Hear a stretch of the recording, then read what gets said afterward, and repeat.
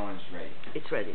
Okay, I don't know. Hi, now again. Last thing, I guess, yeah, I was being asked by, Sybil, I guess, what can we do about, like, healing ourselves instead of letting mental health institutions and other health institutions basically rip us off? Because of the art, because of spreading consciousness, because of making environmental positive inventions and all those things, you know, I mean, definitely in terms of hippie movement and today, what can we do today, what can we learn that we don't lose so many people? Well, I think one of the things I ended up doing by accident was finding some old books of the art sale. You know, some knowledge was printed whether they like it or not, and it's still around.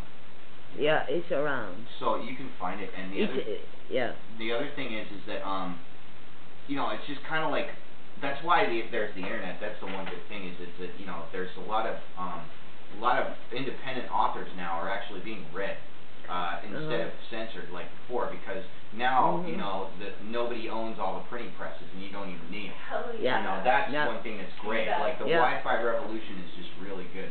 And then you know, so what happens is, like, for example, someone was talking to me about how the FDA will not allow any food company to say that their particular food that they're selling heals people. They'll actually sue them and tell them that you have to pay $400 million or something to get, or maybe it was 400,000. I might be off on the zeros, but the point is that it was a whole lot of money for a company like a cranberry company.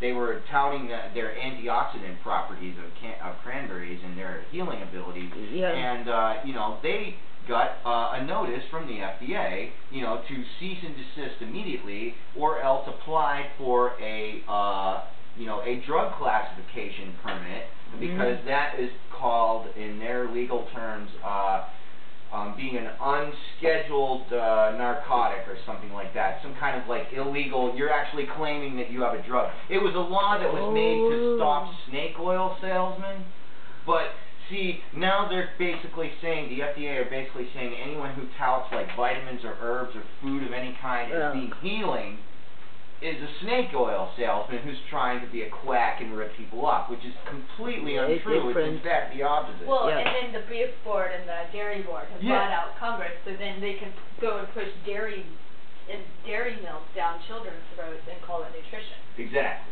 Yeah. Exactly. And noxious I mean, chemicals. we have so many subjects like that. That's a little example of tons of things, right? So,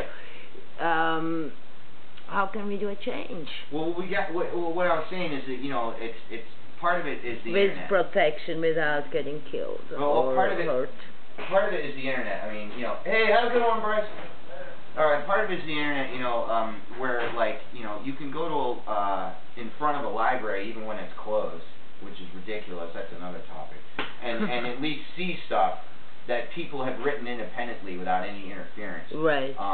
You know, and you can know what these people know. Yeah. And then they usually have things called, like, message boards, which are like communities of other writers that get together and on these subjects.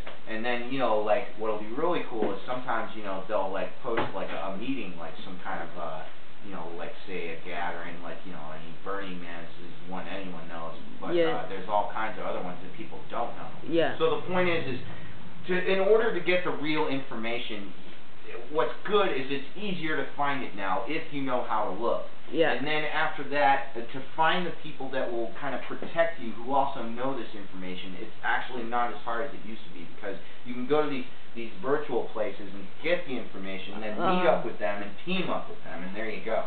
All right. So basically the protection would be anonymity and community. Yes. Exactly. That is exactly what I would say. Yeah. Okay. Anyone should say that. Yeah. And I would have some ideas as well. I think it's important to look also at the self-destructive pattern in each system, because fear is really the one thing what makes us vulnerable. Or extreme rebellious, you know, no fear at all, and then not seeing where is real danger. Wow. Dichotomy. Yeah.